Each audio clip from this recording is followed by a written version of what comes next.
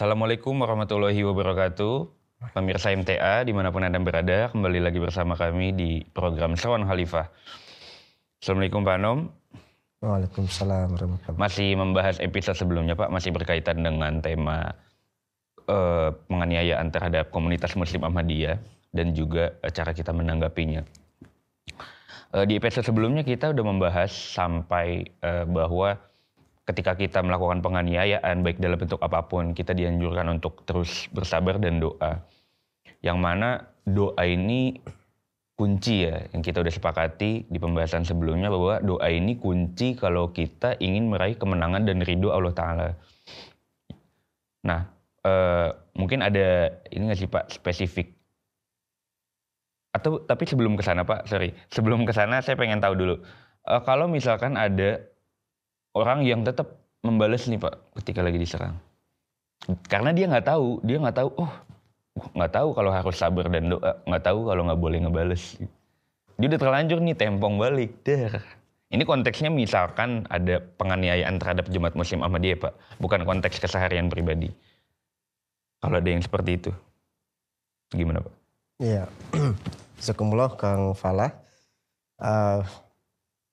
Memang Huzur menyampaikan di dalam khutbahnya, tidak boleh ya kita membalas perlakuan persekusi itu dengan persekusi setimpal, apalagi melebihi hal itu, tidak boleh.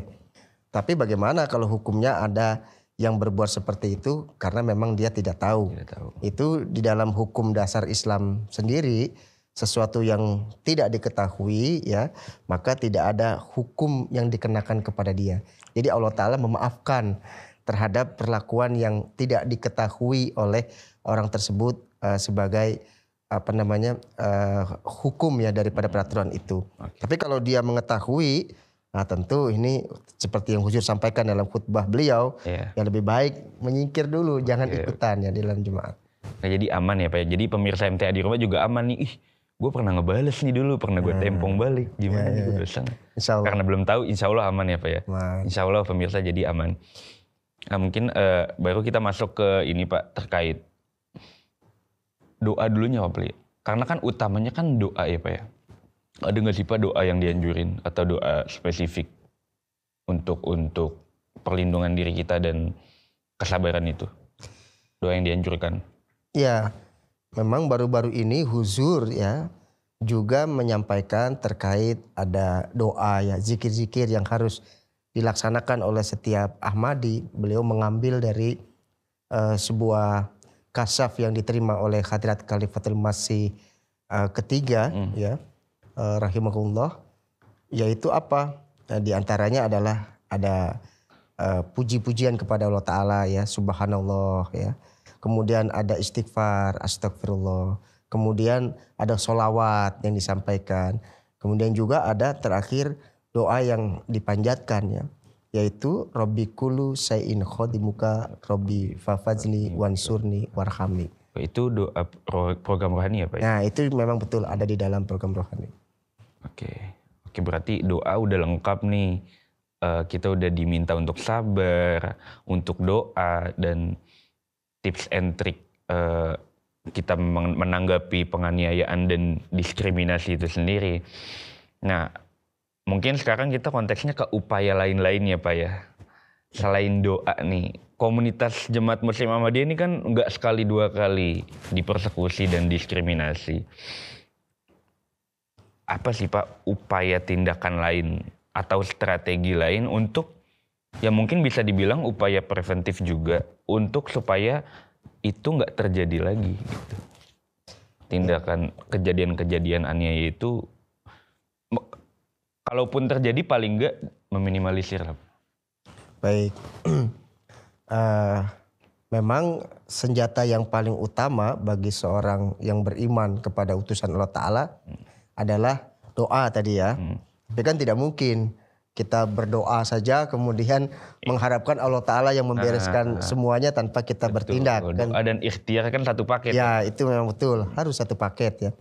Memang Allah Ta'ala berfirman dalam surah Al-Anfal ayat 30, ya ayyuhalladzina amanu in tattaqullah, wahai orang-orang yang beriman harus bertakwa kepada Allah Ta'ala. Nah, ketakwaan di sini ya itu bukan saja meliputi seseorang berdoa kepada Allah Ta'ala, tapi ketakwaan di sini harus ada usaha perjuangan dari kita untuk melakukan sesuatu agar ya kondisi yang tidak menyenangkan berubah menjadi kondisi yang lebih kondusif, lebih baik ya. Dan tentunya semuanya adalah untuk dakwah-dakwah Islam. Nah, kemudian apa langkahnya? Sebenarnya langkahnya ini sudah dibuat oleh Hadrat Masih Maud alaihissalam. Bahkan sering sekali dianjurkan oleh Hadrat Khalifatul Masih ya pada setiap khalifah. Yaitu apa? Yaitu berkaitan dengan rabtah ya. Rabtah tabligh Pak ya? Ya, rabtah berbeda berbeda dengan tabligh. Memang kaitannya sangat erat. Seseorang yang rabtah ya pasti nanti juga ujung-ujungnya kan akan menjelaskan tentang materi-materi akidah terhadap Jemaat Ahmadiyah. Di dalamnya biasanya memang ada pertanyaan. Mungkin bahasa Indonesianya rabtah itu berjejaring kali Pak ya? Ya, bersosialisasi. Rabtah itu berasal dari ada bahasa Arab, ada juga bahasa Urdu. Tetapi kedua-duanya artinya sama ya, tidak jauh berbeda, yaitu komunikasi, interaksi ya, dan juga koneksi ya. Jadi seperti yang disampaikan oleh Huzur ya, seseorang yang melakukan rabtah tentu menjalin hubungan ya, hubungan komunikasi dengan pihak luar ya, sampai terjadi adanya emosional, ada hubungan emosional. Jadi artinya bukan hanya sekedar main kunjungan ya, kemudian foto-foto, kemudian selesai, tidak ada tindak lanjut daripada pertemuan itu. Tetapi harus ada interaksi terus. Setelah kita berkomunikasi, terus harus ada interaksi. Setelah ada interaksi, kita harapkan kan ada koneksi di dalamnya. Betul. Ya. Jika ada apa-apa, kita bisa saling bahu membahu untuk saling membantu. Gitu. Walaupun catatannya ya, kita jemaat tidak pernah bergantung kepada hal itu, ya. Tidak pernah bergantung hanya kepada Allah Subhanahu wa taala. Tetapi sebagai bentuk upaya duniawinya adalah seperti itu, Kang Fala. Oke. Tapi memang sih Pak betul, untuk upaya yang paling penting itu kita menjaga komunikasi dan koneksi agar tujuannya terbangun koneksi. Karena ya mungkin saya sendiri pernah mengalami tindakan diskriminasi juga Pak di lingkungan sekitar. Jadi kondisinya saat itu saya dipaksa untuk gini. Jadi salah satu teman saya itu ada yang mantau saya kenapa saya tiap Jumat itu selalu memisahkan dari kelompok gitu loh Pak gitu. Akhirnya saya menjelaskan di situ, saya jelasin keimanan saya gitu saat ini, dan saya memperkenalkan ke mereka komunitas Muslim Ahmadiyah, dan sebagian besar dari mereka ternyata paham dan mereka pahamnya sesat gitu. Dan saya kehilangan circle itu. Dulu saya sempat nyesal kenapa harus saya ngaku ya gitu. Tapi ternyata saya mendapatkan teman-teman yang lain dan mereka tahu. Nah, jadi yang saya tangkap adalah karena saya begitu saya mengakui saya Ahmadiyah di komunitas yang pertama, itu saya baru kenal dengan mereka. Belum ada koneksi yang kuat terbangun. Nah, ketika saya berteman dengan yang udah 10 tahun lebih, saya mengakui saya Ahmadiyah, koneksi kita udah kuat di sana pertemanannya. Jadi mereka pun nggak masalah. Bahkan mereka juga nggak setuju dengan tindakan persekusi-persekusi. Ya, artinya berarti mungkin sebagian besar dari kita udah banyak yang mengalami yang melakukan itu ya Pak. Menjalin komunikasi dengan pihak luar, dengan pihak eksternal Jemaat Ahmadiyah, dengan membangun relasi dan koneksi, dan ternyata it works gitu Pak ya. Iya, bekerja. Hal simpel tapi itu terkonsep sebenarnya ya. Ada apa ya? Ada hasil yang bisa kita petik. Ya, memang itu yang disampaikan oleh Hadrat Khalifah ya. Sebagai bentuk ya, kalau orang dipersekusi kan maunya melawan. Melawan dengan cara yang sama begitu ya. Kalau dilempar batu ya lempar balik lagi kan gitu. Tetapi pada era ini Hadrat Masih Maud memberikan sebuah resep obat yang berbeda. Jangan dilawan kebencian, jangan dilawan dengan kebencian. Karena nilainya nanti sama dengannya adalah kebencian juga. Padahal kan kita tidak suka dengan kebencian. Kita tidak menyenangi orang lain memukul. Ketika orang lain memukul kita pukul balik, kan sebenarnya itu menyalahi daripada prinsip kita sendiri, yaitu tidak suka memukul. Maka prinsip yang seperti itu memang betul harus dihapuskan dari muka dunia ini. Tapi diganti dengan cara yang lebih baik, yaitu apa? Yaitu rabtah. Kita memperkenalkan diri, menyampaikan bahwa diri kita itu seperti apa di dalam Jemaat Ahmadiyah. Tidak ada bedanya, kecuali kita telah mengimani sosok pendiri yaitu Hadrat Mirza Ghulam Ahmad alaihissalam sebagai Imam Mahdi. Itu, dan sampai sekarang kita memiliki seorang khalifah yang kita cintai yang memimpin Islam Ahmadiyah di seluruh dunia, kan seperti itu. Ya. Oke, bentuk konkret lain Raptah apa Pak? Selain tadi kita komunikasi, komunikasi membangun koneksi. Nah, bentuk konkret lain tindakan Raptah itu sendiri yang dilakukan, yang sudah diadopsi sama Jemaat Ahmadiyah. Baik, memang ketika jemaat dipersekusi itu ada beberapa langkah ya yang dilakukan. Tadi seperti yang sampaikan di awal bahwa Raptah itu kan adalah komunikasi, interaksi, mudah-mudahan ada koneksi seperti itu. Nah, sebenarnya itu dilakukan dalam berbagai macam cara. Yang pertama adalah tentu tadi diawali kita dengan doa ya. Itu Raptah kita dengan Allah Ta'ala, itu koneksi kita dengan Allah Ta'ala. Apapun aktivitas Raptahnya harus diawali. Diawali itu deh. Nah, kemudian adalah kita melakukan Raptah atau koneksi di internal dari jemaat. Sesama anggota. Sesama anggota. Ketika kita mengalami persekusi, ya kita kuatkan dulu di dalam. Jangan sampai ada perpecahan juga di dalam itu ya. Kita menjalin hubungan baik sesama dengan anggota jemaat hingga menjadi solid di dalam satu keimanan gitu. Kemudian yang kedua adalah kita melakukan Raptah yaitu keluar secara sosial.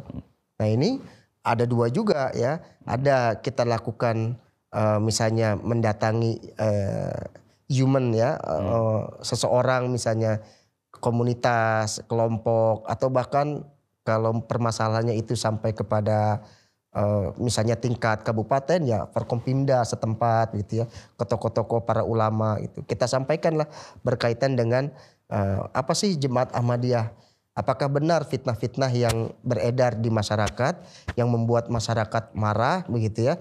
Karena masyarakat marah menyerang Ahmadiyah itu sebenarnya bukan faktor kebencian. Karena faktornya adalah mereka mendapatkan informasi yang salah, yaitu fitnah. Yaitu karena kecintaan masyarakat itu kepada Islam, kepada Nabi Muhammad SAW tinggi, ya, karena mendapatkan fitnah bahwa Ahmadiyah menodai Islam, ya, sesat. Jadi dampaknya adalah dikatakan sesat, gitu ya. Ya tentu sebagai implikasinya adalah mereka pasti melakukan kekerasan kepada Jemaat Ahmadiyah.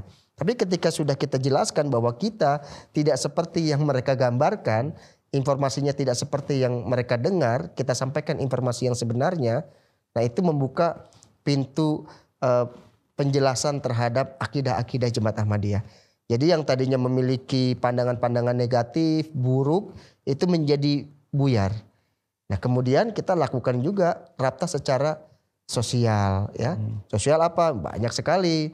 Misalnya kita tampilkan kebaikan-kebaikan di dalam Jemaat Ahmadiyah. Karena Hadrat Masih Maud alaihissalam ini datang itu kepentingannya salah satunya juga berkaitan dengan bagaimana melayani kemanusiaan. Nah, maka di dalam jemaat ada banyak sekali program tentang kemanusiaan. Misalnya yang paling kecil adalah memberikan makan kepada mereka yang membutuhkan. Kita misalnya mengenal sebagai Jumat Berkah. Itu ada programnya di setiap badan-badan kan. Dan itu juga berjalan di seluruh Indonesia. Oh, ini fokus yang sosial kemanusiaan ya Pak? Sosial kemanusiaan.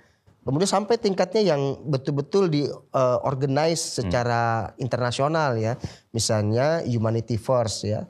Bagaimana Humanity First itu melayani kemanusiaan dalam berbagai macam tingkatan secara ya baik di Indonesia maupun di dunia internasional. Banyak isu yang dibawa ya Pak kalau Humanity First, bahkan sampai bencana alam juga kita garap gitu ya.